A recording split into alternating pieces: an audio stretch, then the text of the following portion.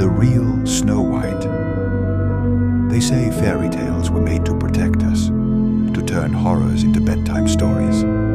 But some stories cannot be softened. This is the real tale of Snow White, a girl not kissed by innocence, but cursed by shadows, a kingdom not saved by love, but consumed by vengeance.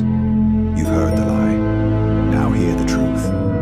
Once there was a kingdom deep in the north, surrounded by ancient forests no map dared chart. It was ruled by a noble king and his quiet daughter, Snow. Her skin pale as frost, her eyes bottomless. But after her mother's death, things changed. The king remarried a foreign queen, beautiful, ambitious, and frightened. She feared Snow, not for beauty, but for something else, something unnatural. The palace mirrors shattered when Snow passed by. Servants whispered of voices echoing from her chambers at night. And then, one winter's eve, the king was found dead, heart ruptured, no wound, no attacker, just silence. The queen wept in fear, not grief, and sealed the tower where Snow slept. But it was too late. Snow remained locked away for weeks, months. She did not cry, she did not scream. She whispered to the mirror. It was not an ordinary mirror. It was old, older than the castle itself, framed in scorched black oak, veined with red stone, a relic from a time when witches ruled the earth. Inside it, something stirred, a voice, male and female, young and ancient. It taught her forgotten tongues, drawn symbols in frost on the glass. The thing in the mirror had a name once, but she never asked. Names held power. She simply called it Mother. Blood was the first price, a drop from her finger, then a bird, then a fox, then a servant's child. Each time the mirror gave her more, and Snow learned. Banished by the queen, Snow was dragged to the edge of the black forest, left to die.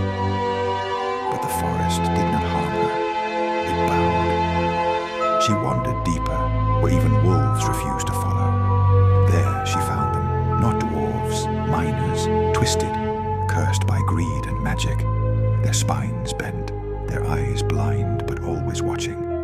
They had dug too deep centuries ago and found something. Snow did not fear them. She freed them. She offered power, revenge, blood. They became hers, not by charm, by contract. Each swore loyalty under ancient rites, marked with sigils, tethered to her will. They called her the Pale Queen. Meanwhile, the queen tried to rule, but shadows plagued her. She'd see Snow in her mirror, smiling. Servants vanished. The land sickened. Crops bled instead of sprouting. One day, the queen found a crow's skull in her bed, its beak nailed shut with black iron. She summoned priests, burned the tower, but the mirror would not break. It laughed. Desperate, she fled to the coastal abbey, but mirrors followed her, in water, in windows, in silverware. Snow was coming.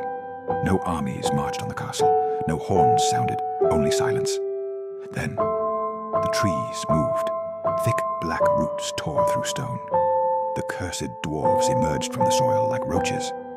And at the center, Snow. She did not speak. She raised her hand, and every mirror in the castle exploded outward, glass cutting through guards like blades. Through reflections, she walked, room by room, like death made flesh. The queen made it to the chapel, prayed until her tongue blistered, begged the gods. Snow found her. The mirror in the altar reflected not her own face, but her stepdaughter's. You feared me, Snow said. Now kneel. The queen did, and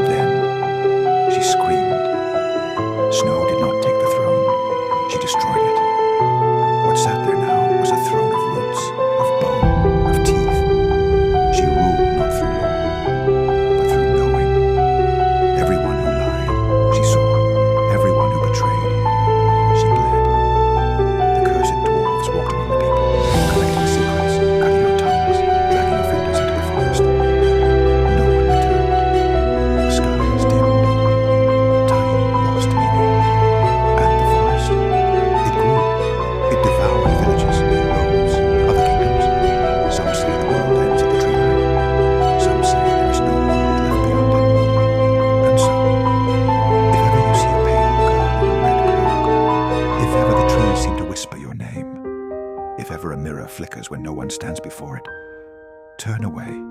Do not speak. Do not ask who is the fairest, because she already knows, and she is listening. The real fairy tales aren't told. They're buried until someone digs too deep, like you just did. Like and share. If you like this type of video, next video is even better. Please share and subscribe.